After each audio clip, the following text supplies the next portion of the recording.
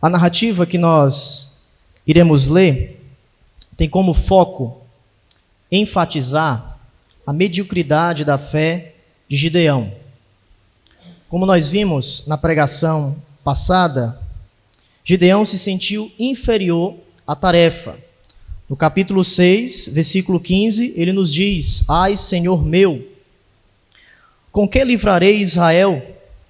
Eis que a minha família é a mais pobre em Manassés, e eu, o menor na casa de meu pai. Diante dessa resposta do chamamento de Gideão, fica claro que se o anjo do Senhor não tivesse vindo comissionar Gideão, ele ainda estaria debulhando o trigo no lagar. E o altar de Baal em seu próprio quintal nunca teria sido quebrado. E isso nos lembra que Deus não estava apenas olhando para Gideão, mas ele estava procurando um homem para trabalhar através das suas fraquezas. Isso nos lembra que Deus não está procurando o homem mais corajoso, o maior guerreiro, o maior estrategista, o mais talentoso, mas Deus está à procura de pessoas disponíveis, pessoas muitas vezes fracas, mas que dependem totalmente da força, da onipotência do Senhor. Um homem ou uma mulher cuja fé poderá crescer. Deus está procurando homens e mulheres que estejam disponíveis para Ele dessa forma, para que a sua boa mão possa operar de maneira graciosa. De fato, meus irmãos, se nós olharmos para os registros dos feitos poderosos de Deus na história, vemos que Deus sempre buscou, sempre usou pessoas comuns para mostrar que a força vem de Deus. Muitas vezes nós estamos preocupados demais com as estruturas. Às vezes tendemos a elevar a experiência de determinada pessoa para um determinado ofício, acima da capacitação de Deus. E o perigo disso é que nós perdemos a espiritualização do chamado, ou a espiritualização do chamado do Senhor.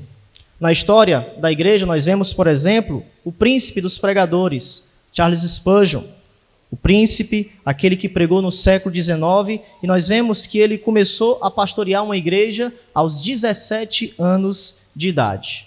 Acredito que hoje ele estaria, ou ele esperaria, alguns anos para, quem sabe, entrar em um seminário, pastorear uma determinada igreja, mas o foco naquele contexto e naquele ponto é que o Espírito Santo estava sobre ele de maneira sobrenatural. E por conta disso, ele fez grandes coisas, grandes maravilhas, porque acima de tudo, a espiritualização, a capacitação do Senhor deve vir sobre nós. E assim foi na vida de Gideão, um homem completamente inexperiente, porém, Deus o chamou pelo seu Espírito para transformar toda aquela situação.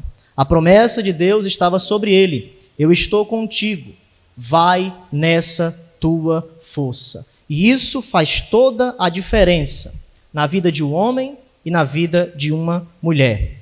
E é esse ponto que nós, mais uma vez, estaremos observando nessa noite. A presença de Deus, a sua capacitação. 3 coisas, meus irmãos, nós iremos observar diante dos versículos que nós iremos ler nessa noite. Primeira coisa, o fator transformador. Segundo, o fator confirmador. E terceiro, o fator da redenção. Então, a primeira coisa, os versículos 33 ao 35, o fator transformador. Veja que o texto vai mais uma vez nos afirmar que os midianitas começaram a fazer como antes. 7 anos eles estavam oprimindo Israel, eles mais uma vez apareceram novamente no cenário, eles começaram um novo ataque, e todos os midianitas e amaleguitas e povos do Oriente se ajuntaram, e passaram e se acamparam no vale de Jezreel. Porém, quando nós olhamos os versículos posteriores, eles não sabiam que Deus, agora, nesse momento, estava entrando no cenário de maneira libertadora. Deus já tinha comissionado Gideão para a batalha.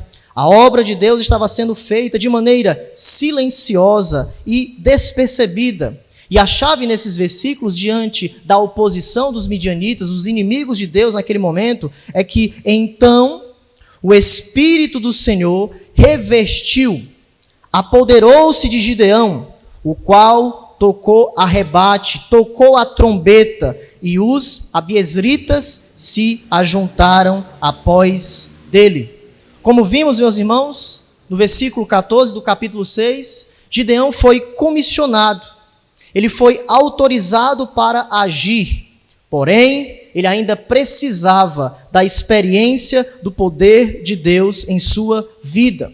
Suas únicas credenciais eram a destruição do altar de Baal, e a continuação do texto vai nos mostrar que ele não era completamente suficiente para esta tarefa. A reforma completa, e é isso que o autor vai nos enfatizar, é que não somente precisamos estar ordenados para ir, mas também precisamos estar capacitados para essa libertação. Precisamos da autorização, mas também da capacitação. Não apenas obedecermos, não apenas buscarmos a exclusividade em nossa vida, Deus em nossa vida, como vimos na pregação passada, mas além da exclusividade, precisamos também da espiritualização. Precisamos da capacitação de Deus. E o versículo 34 é o ponto de virada de toda a história de Gideão. O texto diz literalmente que Deus revestiu Gideão. É como se fosse um traje de roupas para uma ocasião especial. Como um casamento, onde nós buscamos a melhor roupa, ou para alguma ocasião especial, nós vestimos o nosso melhor traje. E naquele contexto, Gideão recebeu a capacitação do Senhor. Gideão foi o traje, o revestimento do Espírito Santo, o instrumento de Deus que vai aparecer naquele momento, naquele contexto, para derrotar todos os seus inimigos. Portanto, nós devemos nos apresentar para a batalha, para tudo aquilo que formos fazer diante do traje do Senhor, diante da sua capacitação. Meus irmãos, a ênfase aqui está totalmente na capacitação do Senhor e não na fé propriamente dita de Gideão. Ele foi capaz de fazer grandes feitos porque o Espírito de Deus veio sobre ele. O Espírito de Deus tomou conta de Gideão e por conta disso, diante da ordenança de Deus, agora ele estava pronto para completar a tarefa de libertação. E veja que no versículo 35, agora ele pode fazer o seu trabalho de maneira expansiva. Enviou mensageiros, credibilidade por toda a tribo de Manassés, que também foi convocada para seguir. Enviou ainda mensageiros a Asser e a Zebulon e a Naphtali, e saíram para encontrar-se com ele. O que é isso? Responderam o chamado de Gideão. Pela força do Senhor, pela capacitação de Deus perante a sua vida. E aqui, meus irmãos, nós aprendemos a grande necessidade da nossa capacitação. Nós precisamos buscar os trajes corretos para a batalha. Nós não podemos ir de qualquer maneira. Às vezes, estamos com trajes inadequados. Às vezes, queremos a vitória de Deus de qualquer maneira. Mas Deus veio sobre Gideão com o seu Espírito. Gideão vai nessa força, mas agora a força será completada com o Espírito de Deus lhe revestindo para essa capacitação ou para essa tarefa especial. Meus irmãos, nós precisamos ir com os meios de Deus, com o traje do Senhor, com o revestimento de Deus e trazendo aqui o Novo Testamento, o revestimento de Cristo. Sem Cristo, sem as Escrituras, sem a oração, não adianta apenas irmos. Não adianta apenas obedecermos às ordenanças. Precisamos ir, mas precisamos ir segundo a capacitação do Senhor. Evangelista aqui, João, veja, capítulo de número 7. Os trajes corretos para a batalha. Deus veio sobre Gideão, revestindo com seu Santo Espírito. João capítulo 7, nós temos uma promessa maravilhosa e nós precisamos buscá-la, precisamos entendê-la. O revestimento de Cristo, o revestimento do seu Santo Espírito. Temos visto sempre, de alguma maneira, Deus nos direcionando para essa realidade da presença do Espírito Santo sobre nós, da espiritualidade de Deus vindo sobre nós para enfrentarmos as guerras de Deus segundo os meios do Senhor. Capítulo de número 7, versículo 38 ao 39. Veja o que Jesus nos diz a respeito do Espírito que haveria de vir sobre os crentes. Em Atos, capítulo de número 2. João capítulo 7, versículo 38. Quem crer em mim, como diz a Escritura, do seu interior fluirão rios de água viva. Isto ele disse com respeito ao Espírito que haviam de receber os que nele crescem, pois o Espírito até aquele momento não fora dado, porque Jesus não havia sido ainda glorificado.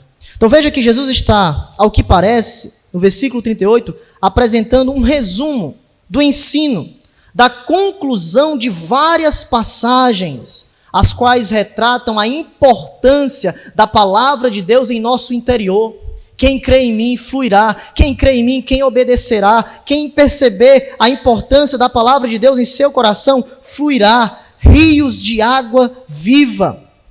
Vários versículos no Antigo Testamento retratam essa realidade. Nós podemos lembrar de Provérbios capítulo 4, versículo 23. De tudo que se deve guardar, guarda o teu coração, porque dele procede as fontes da vida. Quem crê em mim, colocando as passagens em seu coração fluirá bênçãos, fluirá coisas maravilhosas, porque Deus quer a capacitação também do nosso interior. Deus quer o revestimento da nossa vida interna para nós sermos bênçãos de Deus uns para os outros.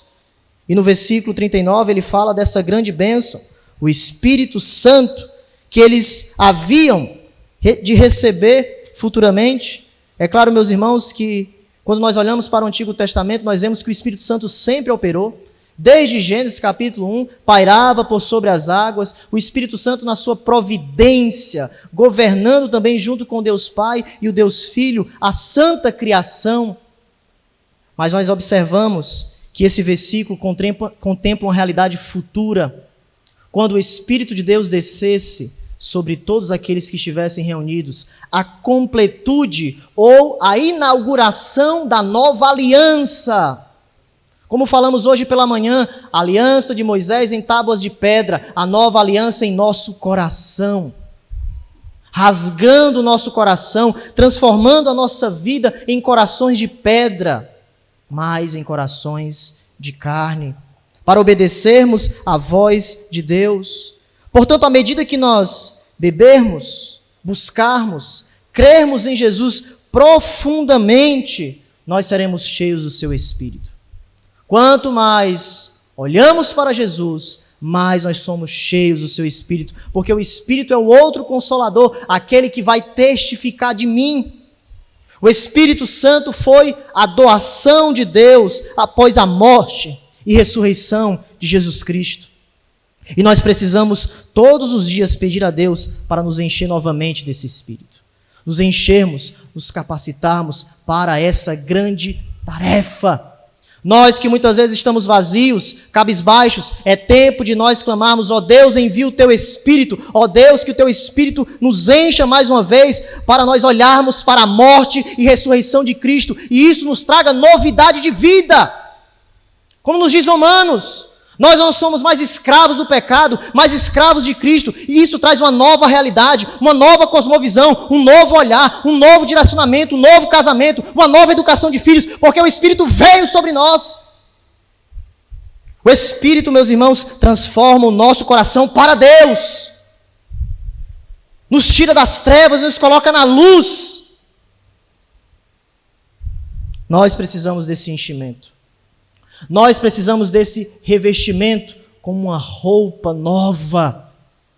Deixarmos a roupa antiga, o pecado, a discórdia, e nos revestirmos de Jesus, nos revestirmos do Santo Espírito para fluir águas vivas, águas transformadoras. Meus irmãos, Deus quer encher a sua igreja do seu Santo Espírito. E para isso nós precisamos buscá-lo. Precisamos clamar a Deus essa vida transformadora, uma vida não apenas de ordenanças, uma vida não apenas de que nós sabemos que todo domingo devemos estar no culto, que amanhã você vai trabalhar, quarta-feira é culto de oração e assim sucessivamente, mas é uma vida que traga beleza, que traga santidade, que traga vida, porque o Espírito traz isso sobre nós.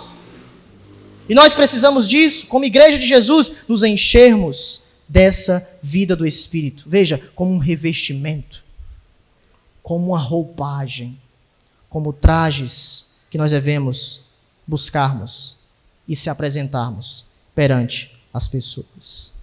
Portanto, esse é o fator transformador. Primeira coisa que Deus nos ensina aqui, diante do chamado de Gideão, o fator transformador é o revestimento do meu espírito, a minha capacitação. E aqui deve ser o nosso fator transformador. Como igrejas de Jesus, nós precisamos do Santo Espírito sobre nós. Mas volte para o texto, que agora nós veremos o segundo fator, o fator da confirmação.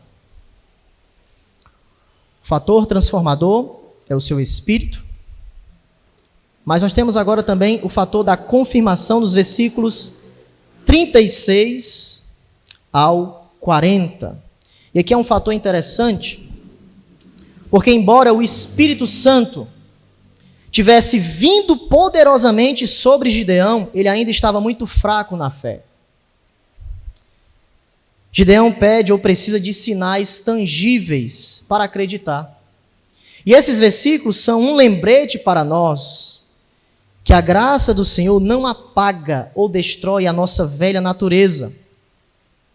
Quando nós nos convertemos a Jesus, Jesus não apaga a nossa personalidade ou as nossas características. Mas Deus quer, pela sua palavra, lidar com as nossas fraquezas para nos transformar segundo a imagem de Jesus. Portanto, essas fraquezas que vão ser colocadas, mesmo depois do revestimento do Espírito aqui, é para nos ensinar que nós precisamos depender mais dele, mais do seu senhorio. Nós devemos buscar sermos transformados de glória em glória. Veja aqui, essa falta de fé, mesmo depois da capacitação do Senhor na vida de Gideão, versículo 36, disse Gideão a Deus: se hás de livrar a Israel por meu intermédio, como disseste, eis que eu porei uma porção de lã na eira. Se o orvalho estiver somente nela, e seca a terra ao redor, então conhecerei que hás de livrar Israel por meu intermédio, como disseste. E assim sucedeu, porque ao outro dia se levantou de madrugada, e apertando a lã do orvalho dela, espremeu uma taça cheia de água. Então veja, Gideão, de uma forma de provar ou de perceber se o Senhor estiver comigo, faça isso. Nós temos aqui essa prova de fé, vamos colocar assim, precisando de elementos tangíveis, de sinais, para que ele entendesse que de fato Deus estava com ele. E aqui nós precisamos perguntar se é correto nós fazermos essa prova de fé, como nós vemos muitas vezes as pessoas fazendo por aí. Se o Senhor estiver comigo, que isso aconteça, que o Senhor possa mostrar algo. Mas qual é o problema com essa falta de fé, ou com esse pensamento de um sinal? Qual o problema com essa teologia? O problema, meus irmãos, é que isso esboça uma falta de fé com a revelação bíblica. Deus já tinha revelado para Gideão que ele deveria ir. Eu estou contigo, você vai vencer. O meu Espírito veio sobre a sua vida. O anjo do Senhor, o próprio Deus se apresentou perante ele. O poder do Senhor. E ele deveria colocar a sua fé naquela revelação. Mas o que foi que aconteceu? Diante da orientação que já tinha sido dada, ele procurou sinais. Ele procurou algo além da revelação do Senhor. Ele não confiou naquela revelação de maneira completa que Deus já tinha dito para ele. E o próprio Gideão está ciente disso quando ele fala no versículo 39, não se acenda contra mim a tua ira. Ele sabe disso, ó Deus, eu sei, mas não se acenda, eu te peço mais uma vez, outra prova do Senhor. Se o Senhor está comigo, rogo-te que mais esta vez faça eu a prova com a lã. Que só a lã esteja seca e na terra ao redor haja orvalho. Então veja, a fé de Gideão é caracterizada por uma necessidade de sinais. E às vezes nós cometemos o mesmo erro. Buscamos os sinais, ao invés daquilo que foi revelado. Ficamos lutando com a revelação de Deus. Deus já falou em sua palavra, mas nós continuamos na desobediência. Às vezes testamos a Deus, por exemplo, sobre o namoro ou o casamento com um descrente. Mas Deus já revelou isso em sua palavra. E nós ficamos buscando sinais. Será se é de Deus? Será se é isso mesmo? Deus já disse que é um jugo desigual. A revelação já foi dada. Não precisa você ficar buscando sinais além da revelação, porque isso reflete a sua descrença. Isso reflete, meus irmãos, uma racionalização em seguir os próprios desejos pecaminosos do seu coração. Nós já temos as Escrituras, ela é suficiente para nós, e nós já temos o maior sinal, a própria morte e ressurreição de Cristo. É olhando para Cristo que nós temos a suficiência da nossa vida. Portanto, o caminho da sabedoria é buscar a sua vontade, por meio das Escrituras, em dependência do Espírito Santo, em oração, aconselhando uns aos outros, usando uma mente renovada para definirmos as prioridades de Deus. As prioridades é a Sagrada Escritura. Você não precisa de sinais, você precisa da revelação do Senhor. Aquilo que já foi revelado, aquilo que já está perante vós, mas Gideão, ele quis algo além da revelação. Ele quis algo além do anjo do Senhor. Ele quis algo além da promessa. Eu estou contigo. Meus irmãos, nós precisamos olhar para a descrença do nosso coração. Diante da revelação de Deus, Deus lhe deu uma ordem. Deus colocou a palavra de Deus em seu coração e ele requer obediência. Você não precisa buscar sinais, você precisa buscar as Sagradas Escrituras, a sua revelação diante da sua santa providência, a providência de Deus, a sua soberania. Então nós temos aqui o fator transformador. Naquele dia, Gideão, diante da ação de Deus, entendeu que o fator confirmador não é nós corrermos atrás de sinais, mas é nós olharmos para as Sagradas Escrituras, vivermos segundo a palavra de Deus, a orientação do Santo Espírito. Vivam em dependência ao Santo Espírito. Aqui está a nossa suficiência. Meu irmão, a sua suficiência nessa noite está simplesmente em olhar para as Escrituras. Mas, pastor, eu não vejo nada. Olhe somente para as Escrituras. Ela é suficiente para você. Ela é o seu bálsamo. Ela é o seu consolo.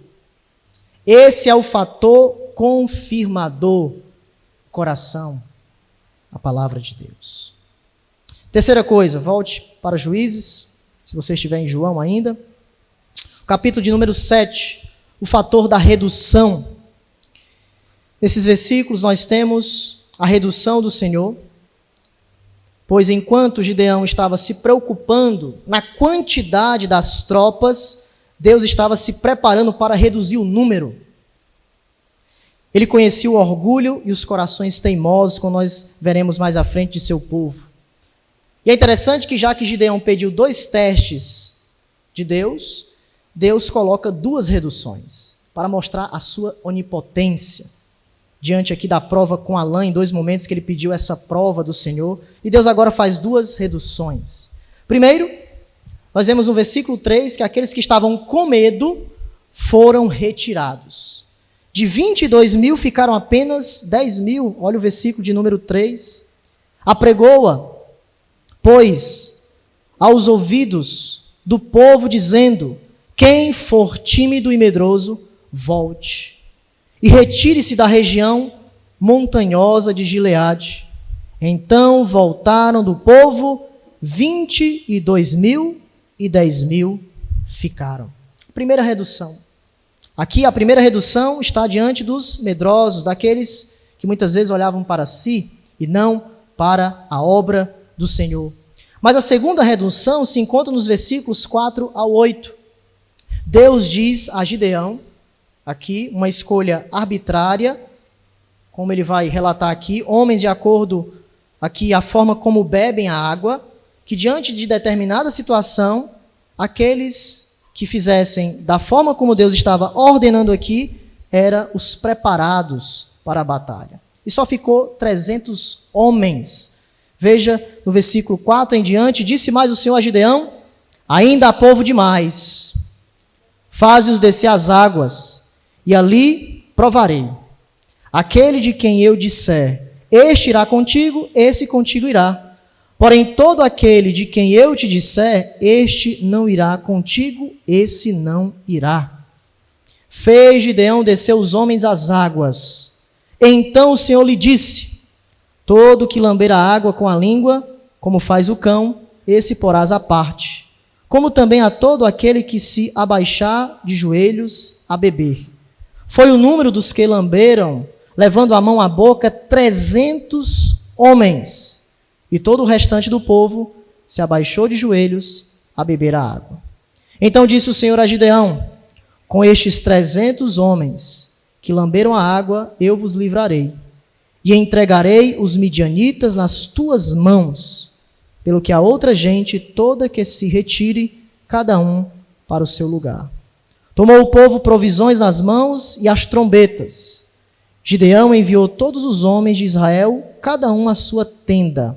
Porém, os 300 homens reteve consigo. Estava o arraial dos midianitas abaixo dele, no vale. Então perceba que no final, 300 homens sobraram. Deus, pela sua providência e soberania, queria apenas esses 300 homens. E por quê tudo isso? O principal ponto, meus irmãos, dessas reduções é o perigo de atribuirmos a vitória a nós mesmos. O versículo 2 reflete essa realidade, do capítulo 7. Disse o Senhor a Gideão, é demais o povo que está contigo, para eu entregar os midianitas nas suas mãos. Israel poderia se gloriar contra mim, dizendo, a minha própria mão me livrou.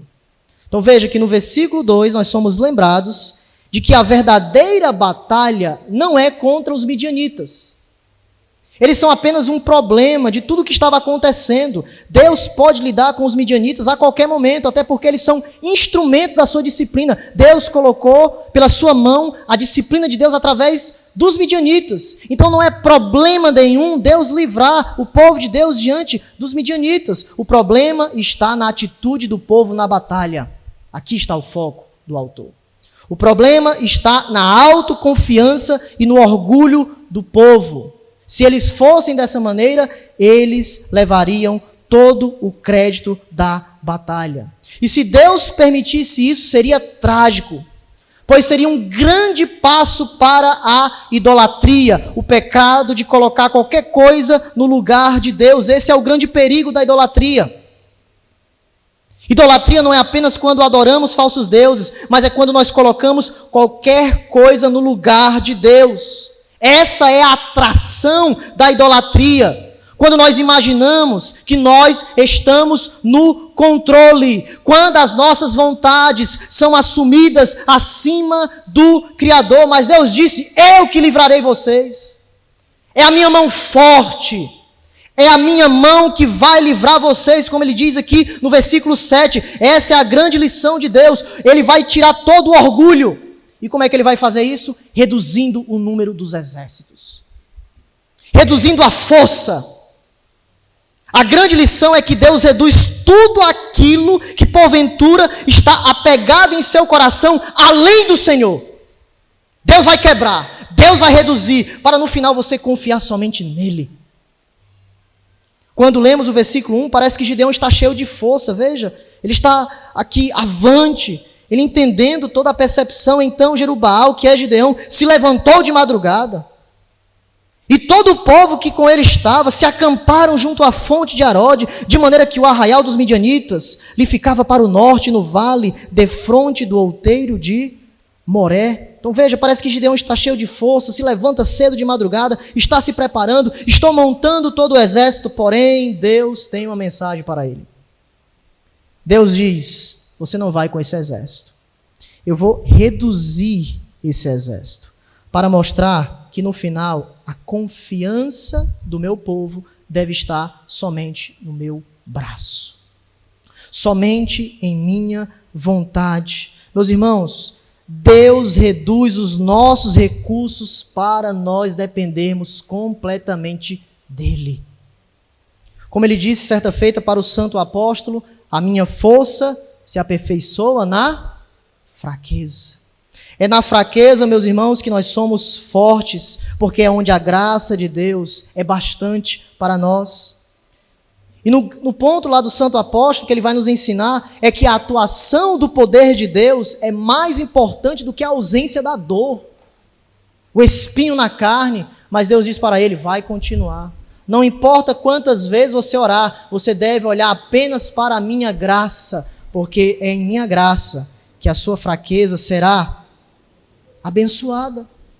Meus irmãos, as nossas fraquezas são a base do poder de Deus. É lá onde o poder de Deus habitará. É lá onde nos aperfeiçoará ao ponto de nós sermos transformados à imagem de Jesus. Apenas se concentre nisso. A minha graça te basta. Ela é suficiente para você.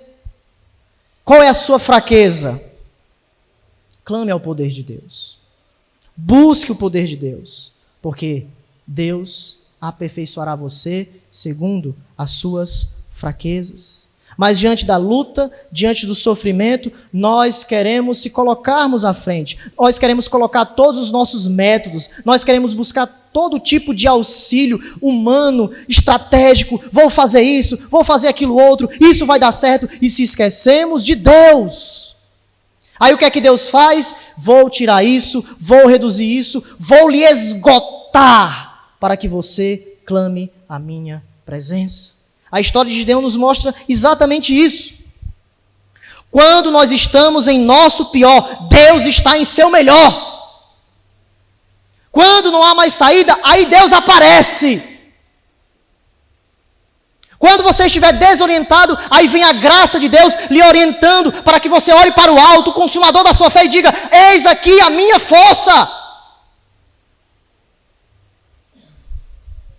Não esqueça, Deus simpatiza com as nossas fraquezas, segundo o beneplácito da sua vontade. É olhando para as nossas fraquezas, mas é olhando para o poder de Deus. Meu irmão, qual é a sua fraqueza? Essa noite é tempo de você clamar ao Senhor, fechar os seus olhos e dizer, ó Deus, a minha fraqueza é essa, mas que a tua graça seja sobre mim. Que a tua graça, ó Pai, venha sobre mim, me transformando e me aperfeiçoando segundo o beneplácito da sua vontade. Ó Deus, que eu consiga enxergar diante dessa circunstância, desse sofrimento, que o poder de Deus quer me envolver, que eu preciso me humilhar aos teus pés, que eu preciso orar mais, que eu preciso buscar mais. Ó Espírito, vem sobre mim. É na fraqueza, meus irmãos, que nós vemos o melhor de Deus. Não esqueça disso. Deus nos ensina em nossas fraquezas. E ele fez isso. Reduziu o exército ao ponto de chegar apenas em 300 homens. E agora? Agora é momento de vocês olharem para o meu poder. É agora que vocês vão enxergar que, desde o início eu falei, eu estou convosco. É agora que vocês vão colocar em prática. Por quê? Eu reduzi todos os seus recursos. E quando Deus reduz, Deus tira todos os ídolos do nosso coração, tudo aquilo que está atrapalhando a obra de Deus, para que possamos sermos aperfeiçoados segundo a sua vontade. É disso que nós precisamos. Precisamos olharmos a cada dia para o poder de Deus. Quando nós, muitas vezes, estamos em nosso pior, é aí que Deus está no seu melhor, agindo em nossas vidas, se simpatizando das nossas fraquezas. Concluímos, meus irmãos, nessa noite, que nós precisamos olhar para 3 fatores nessa passagem.